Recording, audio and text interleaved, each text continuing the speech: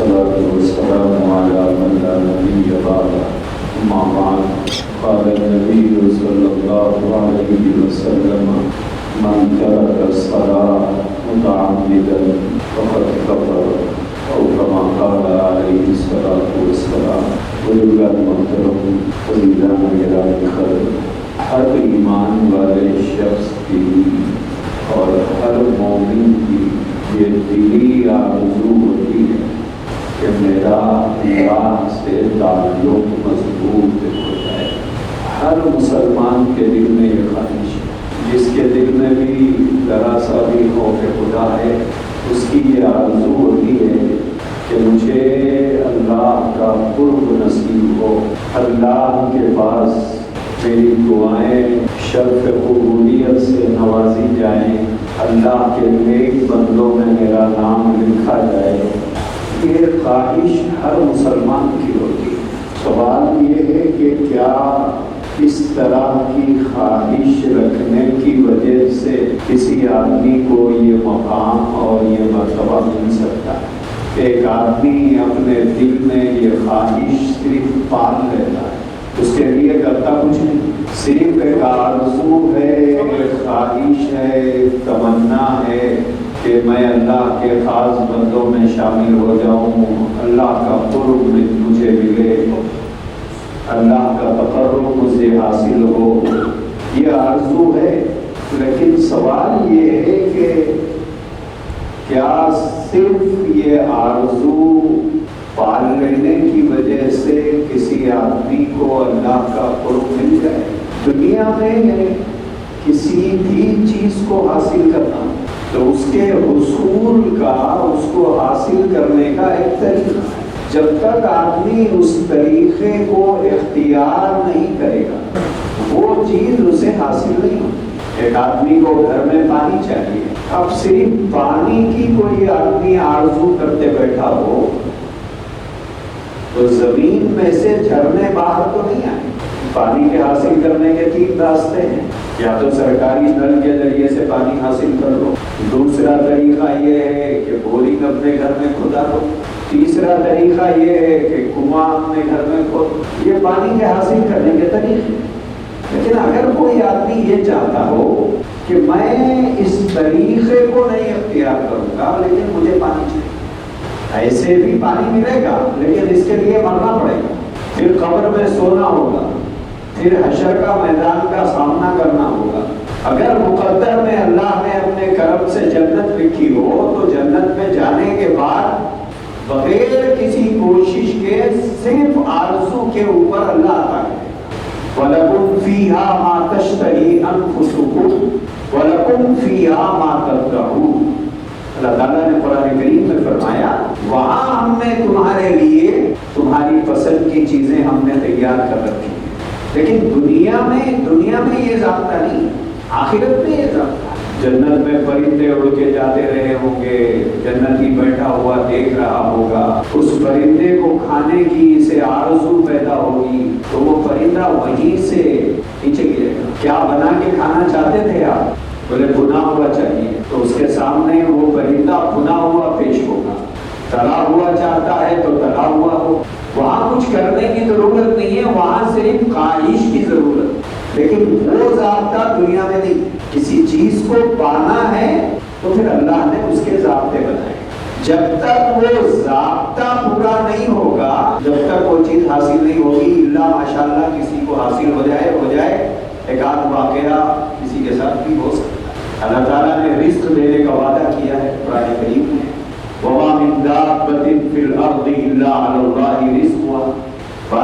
پارے کی پہلی آیت جس میں اللہ نے فرمایا اس زمین پر رہنے والے ہر جانور کے رزق کی ذمہ داری ہماری ہے. تو کیا ہر روزانہ ہمارے گھر کو ٹفن بھیجے گا اللہ تعالیٰ، یا غیب سے کھانا آئے گا ہمارے گھر کو؟ ایسے بھی بندے گزرے ہیں دنیا میں جن کے ساتھ ایسا ہوا ہے، لیکن ہر ایک کے ساتھ اللہ کا یہ ضابطہ ہے. ضابطہ کیا ہے؟ اس کا ایک طریقہ بتایا گیا ہے. اگر تم اس طریقے کے مطابق کام کرو گے تو تم کو رزق. اگر آپ یہ پروسیجر فالو نہیں کرو گے تو پھر رزق نہیں.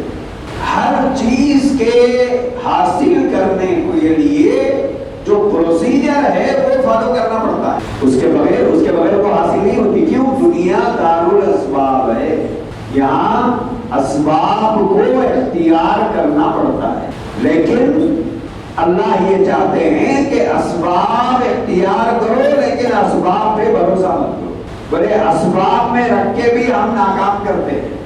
صبح مزدوری کے لیے گھر سے نکلا تھا، شام تک بازار میں کھڑا رہا، کوئی آدمی مزدوری پہ نہیں دے گیا. اسباب اختیار کیا تو ہے، اس میں بھی اللہ ناکام کر سکتے ہیں. دکان لگاتا ہے آدمی، 6-8 مہینے، سال 2 سال کے بعد وہ دکان ختم ہو جاتی ہے. بازو کی دکان سیم دکان ہے، وہی سامان بازو کی دکان میں ہے، وہ چل رہی ہے، ہماری اجڑ رہی ہے. یہ نظام ہے اللہ کا.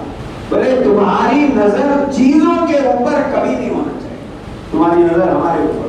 بچے پڑھ لیتے ہیں، ڈگریاں حاصل کر لیتے ہیں، ماں باپ بڑے خوش ہو جاتے ہیں، اور پڑھنے والا بھی بڑا خوش ہو جاتا ہے.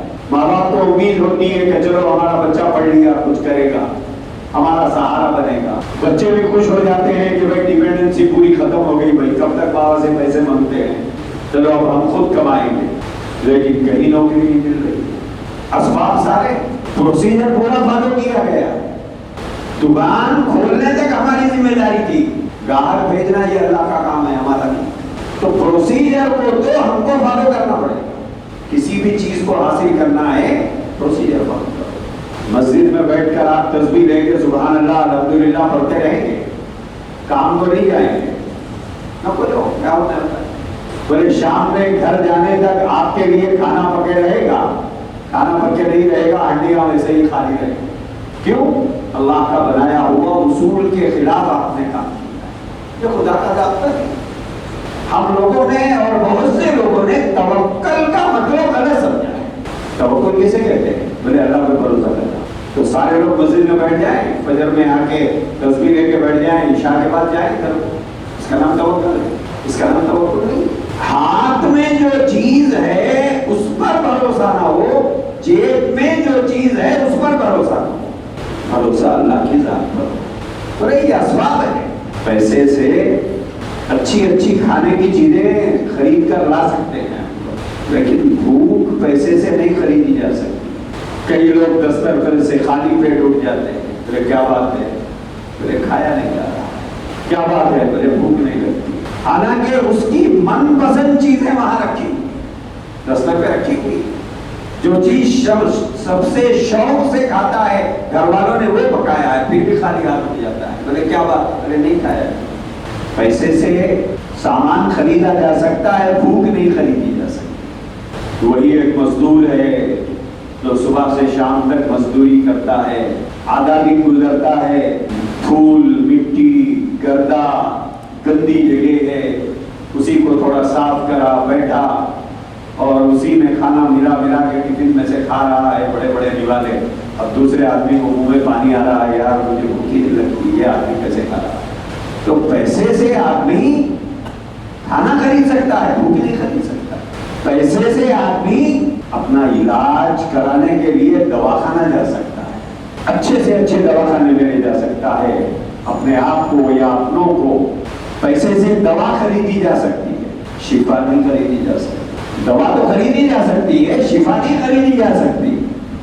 اگر پیسے سے ہی علاج ممکن ہوتا تو یہ مالداروں کے جنازے کبھی دواخانوں سے واپس نہیں آتے، یہ سب صحت مند ہو کے آتے ہیں، کیونکہ ان کے پاس تو پیسے کی کمی نہیں ہے. غریب تو یہ سمجھتا ہے کہ میرے پاس پیسے نہیں تھے ورنہ میرے باپ کا اچھا علاج کراتا، میرے بچے کا انتقال اس لیے ہوا کیونکہ میرے پاس پیسے نہیں تھے ورنہ میں اچھے دواخانے میں کارپوریٹ ہاسپٹل میں لے جاتا.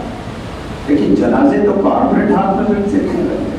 تو ہم صرف پروسیجر فالو کر سکتے ہیں، اور اس پروسیجر کو ہی ہم سب کچھ سمجھتے ہیں. یہ توکل کے خلاف، یہ پروسیجر کو پہ ہی ہم بڑی اکڑ میں آ جاتے ہیں.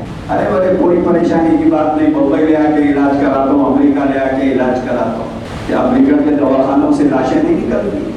پروسیجر آپ کو فالو کرنا ہے ہر چیز کا، لیکن یقین اللہ کی ذات پر ہونا چاہیے کہ ان کامیابیوں کے میرے جو نقشے بنے ہوئے ہیں اس میں رکھ کر بھی اللہ ناکام کر سکتا ہے. ضروری نہیں ہے کہ آپ کروڑپتی ہو اور دواخانے سے شفا یاب ہو کے آئے، کوئی ضروری نہیں. دنیا ہماری مرضی کے مطابق اللہ نہیں چلاتے. دنیا ان کی مرضی کے مطابق چلتی ہے، اللہ یہ چاہتے ہیں کہ تم میری مرضی کے پابند بنو۔ تو بات یہاں سے میں نے شروع کیا تھا کہ ہر آدمی کے دل میں یہ آرزو ہوتی ہے کہ مجھے اللہ کا قرب ملے، اللہ کا تقرب ملے، میری دعائیں آسمانوں پر سنی جائے۔ سادے سیدھے لفظوں میں اگر بتایا جائے تو آدمی یہ چاہتا ہے کہ اللہ سے میرا ریلیشن اچھا ہو۔ اللہ سے ہمارا ریلیشن کب اچھا ہوگا؟ ایک آدمی اللہ سے اپنا ریلیشن اچھا رکھنا چاہتا ہے تو اللہ سے ریلیشن کب اچھا ہوگا ہمارا؟ دو باتوں کو یاد رکھنا۔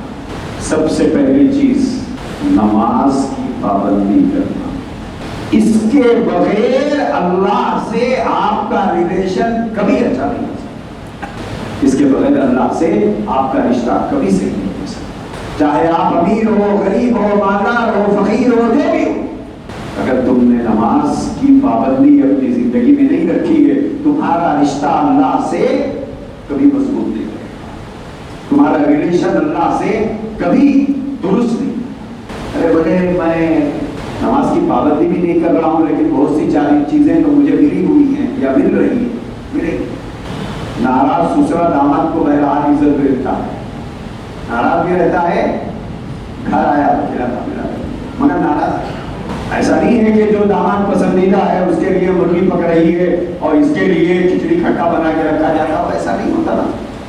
ناراضگی اپنی جگہ پر ہے لیکن رشتوں کا لحاظ کیا جاتا ہے، لیکن دل میں ناراضگی۔ ایک بیٹے سے باپ کو ناراضگی ہے، دوسرے بیٹے سے خوشی ہے، لیکن دستر میں دونوں کھانا کھاتے ہیں۔ ناراضگی اپنی جگہ پر ہے، خوشی اپنی جگہ۔ دنیا میں انسان کو جو بھی چیز ملی ہے وہ اللہ کی رضا اور ناراضگی سے اس کا تعلق ہے۔ قارون کو مال ملا تھا، کیا اللہ راضی تھا؟ فرعون کو حکومت ملی تھی، کیا اللہ راضی تھا؟ یہ موجودہ دور کے جتنے حکمران دنیا میں ہیں جو انسانیت کا خون کر رہے ہیں، ترستے اور بلکتے بچوں پر انہیں رحم نہیں آتا۔ آپ نے نہیں دیکھا ان لوگوں کو، غزہ کے بچوں کو، کہ چھوٹے چھوٹے معصوم بچے باپ کے لاشے پر پڑے رو رہے ہیں، ماں کے جنازے پر پڑے رو رہے ہیں، ہاتھوں میں کٹورے لے کے پھر رہے ہیں، بھوک سے بے چین۔ تو ان پر جو ظلم کرنے والے ہیں ان کو عہدے بھی ملے ہوئے ہیں، حکومت بھی ملی ہوئی ہے، تخت و تاج بھی ملا ہوا ہے، جبکہ وہ ایمان کی دولت سے بھی محروم ہے، تو کیا سمجھا جائے گا اللہ تعالیٰ ان سے خوش ہے؟ یہ ضابطہ ہی غلط ہے، ہماری سوچ ہی غلط ہے کہ ہم یہ سمجھتے ہیں کہ مال کی کثرت رضا الہی کی علامت ہے۔ مال کی کثرت رضا الہی کی علامت نہیں۔ ہم یہ سمجھتے ہیں کہ اگر اللہ مجھ سے ناراض ہوتا تو یہ سب کچھ مجھے کیوں دیتا؟ تو ہم سے زیادہ تو دوسری قومیں مالدار ہیں، جو اللہ کی شان میں گالی دیتا ہے، جو ان کے حبیب کی شان میں بے ادبی کر رہا ہے، انہیں بھی دے رہے ہیں۔ تو کیا مال کی کثرت رضا الہی کی علامت ہے؟ نہیں۔ بارش ہوتی ہے تو صرف مسلمانوں کے باغوں پہ نہیں ہوتی، مسلمانوں کے کھیتوں میں نہیں ہوتی۔ نیم کا پتا دونوں کے لیے کڑوا ہے، مسلمان کے لیے بھی کڑوا ہے، غیر مسلم کے لیے بھی کڑوا ہے۔ ایسا نہیں ہوگا کہ آپ کھائیں گے تو وہ میٹھا محسوس ہو اور دوسرا کھائے تو اسے کڑوا محسوس ہو، یہ ضابطہ نہیں۔ تو جو آدمی یہ چاہتا ہے کہ اللہ سے میرا ریلیشن اچھا ہو، سب سے پہلی چیز نماز کا اہتمام۔ نماز کے اہتمام کے بغیر کسی مسلمان کا اللہ سے رشتہ کبھی مضبوط نہیں۔ چاہے آپ کے پاس دنیا پر ہم لوگ بہت اتراتے ہیں، ایک نشہ ہے، ایک غرور ہے، تکبر ہے، آپے سے باہر ہوئے جا رہے ہیں، بڑے مکان ذاتی ہے، دکان ذاتی ہے، کاروبار ذاتی ہے، بینک بیلنس ہے، بڑا بچہ فلاں جگہ رہتا، چھوٹا بچہ فلاں جگہ رہتا، ایک نشہ۔ تو یہ سب چیزیں مل کر کیا یہ اللہ کی رضا کی علامت ہے؟ یہ رضا الہی کی علامت نہیں ہے صاحب۔ جتنا آپ اور میں ایک مہینے میں نہیں کھاتے اتنا تو ایک دن میں اللہ ہاتھی کو کھلا دیتا ہے، اور جتنا گوشت ایک مہینے میں ہم نہیں کھاتے اتنا گوشت شیر کو ایک دن میں کھلا دیتا ہے۔ اللہ کی رضا کا ضابطہ کیا ہے کہ اللہ سے ہمارا ریلیشن مضبوط ہو، اس کے لیے پہلی اور بنیادی چیز ہے نماز کا اہتمام۔ اگر یہ زندگی میں نہیں ہے تو آپ کے پاس سب کچھ ہے لیکن اللہ آپ سے خوش نہیں ہے، یہ یاد رکھیں۔ اللہ سے اپنا رشتہ مضبوط رکھنا ہے، نماز کا اہتمام کرنا ہے۔ اس کے بغیر اللہ راضی نہیں ہوگا۔ اب یہ دیکھ لو کہ زندگی میں نماز ہے یا نہیں۔ اب نماز پڑھنے کے دو طریقے ہیں۔ ایک طریقہ یہ ہے کہ باجماعت نماز پڑھی۔ اب ایک آدمی وہ ہے، اس کا مکان دور ہے بہت زیادہ، وہ معذور ہے، ہر وقت مسجد نہیں جا سکتا، یا لے جانے والے کوئی نہیں ہے، یا صحت ساتھ نہیں دیتی ہے، یا دکان پہ کوئی اس کو نماز کے وقت چھوڑنے والا نہیں ہے، اور ایمان اتنا مضبوط نہیں ہے کہ دکان بند کر کے جا سکے۔ کم سے کم درجے میں جہاں ہے وہاں کم سے کم نماز پڑھ لے۔ نماز چھوڑنے کے گناہ سے بچے گا، جماعت کے ثواب سے محروم۔ جماعت چھوٹ، دکان پہ پڑھ لیجیے، مکان پہ پڑھ لیجیے۔ مکان پہ پڑھنے کی اجازت ہر آدمی کو نہیں، معذورین، جو معذور ہے اس کو اجازت۔ یہ مسئلہ جو بتا رہا ہوں وہ ہٹے کٹوں کو نہیں، معذورین۔ اگر کسی وجہ سے مسجد تک نہیں پہنچ سکتے، جماعت سے نماز نہیں پڑھ سکتے، تو کم سے کم گھر میں بیٹھ کر نماز پڑھ لو۔ دکان پہ بیٹھے ہوئے ہیں، آپ کا ایمان اتنا کمزور ہے کہ یہ 15 منٹ نماز کو جا کے آ جاؤں گا تو ہزاروں آدمی جو میری دکان پہ آتے ہیں وہ چلے جائیں گے۔ اگر آپ یہ سمجھتے ہیں تو کم سے کم جماعت تو چھوڑنے کا گناہ ہوگا ہی ہوگا، لیکن نماز تو ادا ہو جائے گی۔ اس کے بغیر اللہ سے کسی مومن کا ریلیشن صحیح ہو ہی نہیں سکتا۔ اللہ کے نبی نے فرمایا الصلاۃ معراج المومن، نماز مومن کے لیے معراج ہے۔ اللہ کے نبی علیہ الصلوۃ والسلام نے وہ جو فرمایا بنی الاسلام علی خمس، اسلام کی بنیاد 5 چیزوں پر۔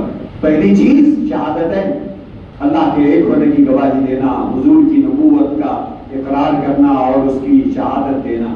دوسرے نمبر پر ہے الصلاۃ، نماز پڑھنا۔ دوسرے نمبر پر پہلے ایمان لانا، اس کے بعد دوسرا کام نماز پڑھنا۔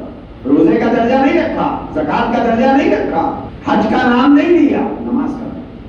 اسی لیے اللہ کے نبی نے فرمایا جب بچے 7 سال کے ہو جائیں تو انہیں نماز پڑھنے کی تاکید کرو، ترغیب دو، اور جب بچے 9 سال کے ہو جائیں بڑے اب ان کے اوپر سختی کرو کہ نماز پڑھو، نہیں پڑھے بڑے مارو نہیں۔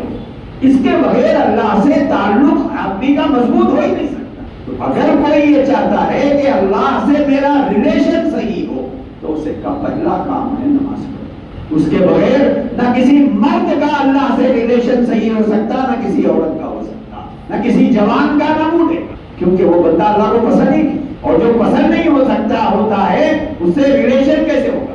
جو پسند نہیں ہوتا ہے وہ دن بدن دور ہوتے جاتا ہے۔ یہ پہلی بات ہے۔ دوسری بات 2 چیزوں کا اہتمام ہے، ایک نماز کا اہتمام، اللہ سے ریلیشن اگر آپ اپنا مضبوط رکھنا چاہتے ہیں، اللہ سے تعلق مضبوط رکھنا چاہتے ہیں اور اللہ کی نگاہوں میں بس جانا چاہتے ہیں، اللہ کے محبوب بندوں میں اپنا نام درج کرانا چاہتے ہیں، نماز کی پابندی کرو۔ اس کے بغیر تم اللہ کے پسندیدہ بندے بن ہی نہیں سکتے، چاہے آپ نے 100 عمریں کر لی ہوں پھر بھی تمہاری کوئی حیثیت نہیں۔ عمرہ کرنا فرض نہیں ہے بھائی صاحب، عمرہ کرنا فرض نہیں ہے، عمرہ کرنا سنت ہے۔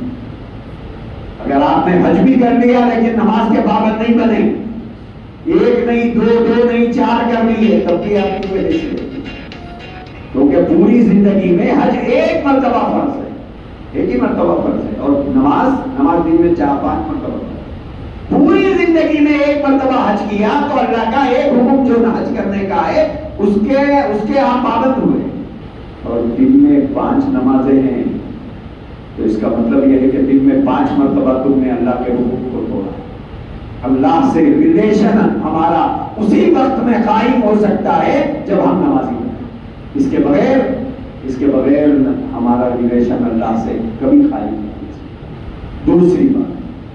دوسری بات یہ ہے اپنے خواہشات کو، چاہے کوئی بھی خواہش ہو، چاہے وہ خواہش مرد کی ہو، عورت کی ہو، جوان کی ہو، بوڑھے کی ہو، اپنے خواہشات کو جائز حدود میں پورا کرنا، اپنی خواہشات کو جائز حدود میں پورا کرنا۔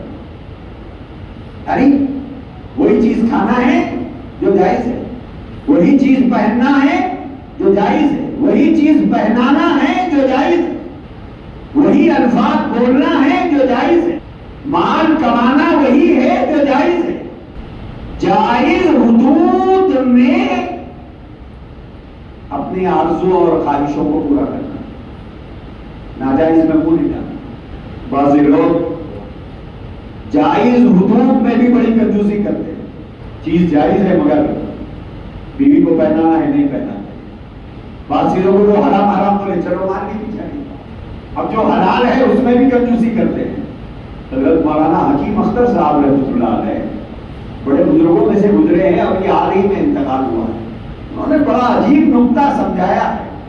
انہوں نے لکھا ہے اور فرمایا کہ جو جائز چیزیں ہیں اس میں اپنے ہاتھ کو کھلا اس ہاتھ کو.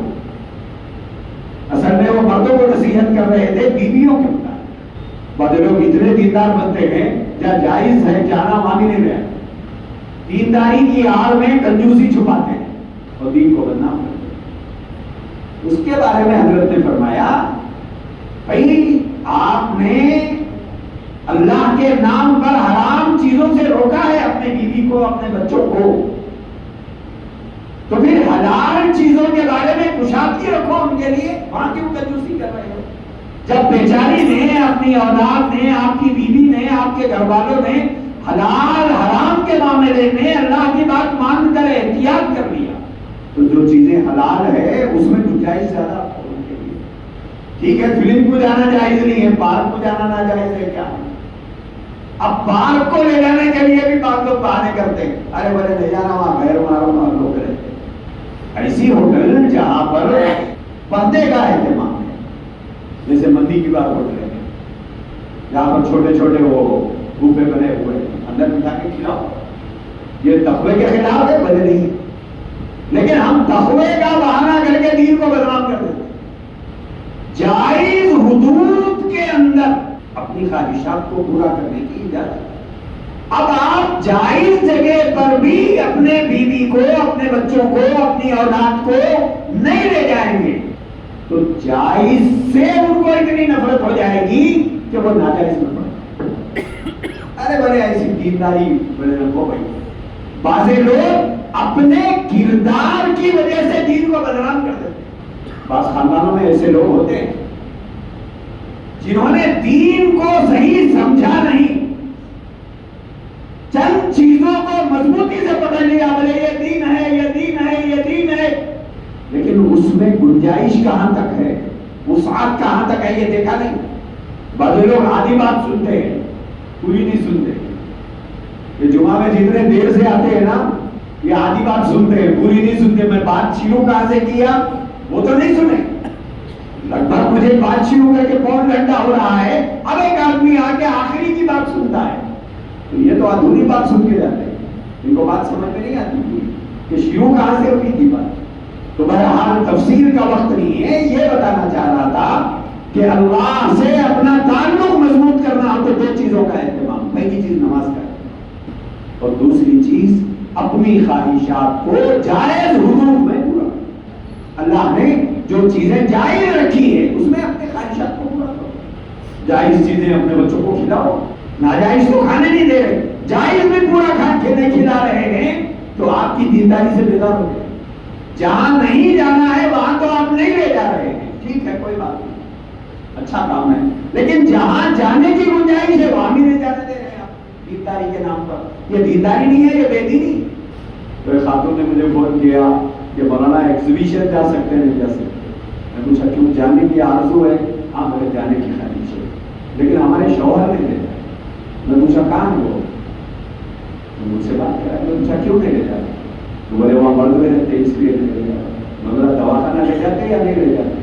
دواخانہ لے جاتے یا نہیں لے جاتے؟ دواخانہ تو لے جاتے، وہاں بھی مرد میں رہتے. کس نے یہ کہا کہ جہاں مرد میں رہتے ہیں وہاں جانا جائز نہیں؟ کیسے رہتے ہیں، ماحول کیسا رہتا ہے، حالات کیسے رہتے ہیں وہ ایک الگ بات ہے، لیکن جہاں مرد رہتا ہے وہاں نہیں جانا چاہیے یہ کوئی فلسفہ تو نہیں. تو بعض مرتبہ دین کے نام پر ہم دین کو بدنام کرنے کا طریقہ بتائیں. تو بجائے ہمارے گھر والے، ہماری بیٹیاں، ہماری گھر والیاں دیندار بننے کے بے دین بن جاتے. ایسا مت کرو، کم سے کم علماء سے پوچھ لو، خود مفتی مت بنو. تو یہ دو باتیں یاد رکھیں، اللہ کا تقرب اگر حاصل کرنا ہے، قرب حاصل کرنا ہے، پہلی چیز ہے نماز کا اہتمام۔ دنیا تو مل جائے گی مگر رب کی رضا کے بغیر ملتی ہے، وہ تو سب کو ملتی ہے۔ دوسری چیز جائز حدود کے اندر اپنی خواہشات کو پورا کرنا، اپنی خواہشات کو جائز حدود میں پورا کرنا، یہ دو چیزوں کا اہتمام ہوگا تو اللہ کی ذات عالی سے انسان کا تعلق مضبوط ہوگا۔ اب ایک صاحب ہے نماز بڑی پابندی سے پڑھ رہے لیکن جائز ناجائز کا کوئی ان کے پاس لحاظ نہیں ہے، جو آیا دان عبداللہ کرتگی میں اور پہلی سب میں نماز پڑھ رہی ہیں، تکبیر اولیٰ سے نماز پڑھ رہے ہیں، دوا تو کھا رہے ہیں پرہیز نہیں کر رہے ہیں۔ دنیا میں پوچھ لو حکیم سے یا ڈاکٹر سے کہ ایسے آدمی کا علاج ہو سکتا ہے؟ دوا تو کھا رہے ہیں، نماز پڑھ رہے ہیں، روزہ رکھ رہے ہیں، تلاوت کر رہے ہیں، ذکر کر رہے ہیں، یہ تو دوا ہے، لیکن پرہیز نہیں کر رہے ہیں۔ کیا ایسا آدمی شفایاب ہوگا؟ ایسا آدمی شفایاب نہیں ہوگا، مزید بیمار ہوگا۔ اللہ نے دنیا بھر میں نہ جانے کتنی چیزوں کو حلال کیا ہے، لیکن ہر انسان حریص فی ما منع، انسان کو حرص اس چیز کی ہوتی ہے جس سے اسے روکا جاتا ہے۔ بقرعید میں لوگ فون کرتے مولانا وہ کپورے کھا سکتے ہیں، ارے پورا بکرا چھوڑ کے تیرا دل کپوروں میں کیوں اٹک گیا رے؟ بولے وہ نہیں، وہ حرام نہیں ہے کہتے نا، مکروہ ہے کہتے۔ مکروہ کس کو بولتے ہیں؟ بولنے والوں مکروہ کسے بولتے ہیں یہ نہیں معلوم ہے، لوگ مکروہ کا مطلب یہ سمجھتے ہیں جائز ہے۔ اسی لیے اللہ نے جو چیزیں جائز رکھا ہے، خود بھی کھاؤ، اپنے گھر والوں کو بھی کھلاؤ، جہاں لے جانا جائز ہے خود بھی جاؤ، اپنے گھر والوں کو بھی لے جاؤ، اس کی گنجائش ہے۔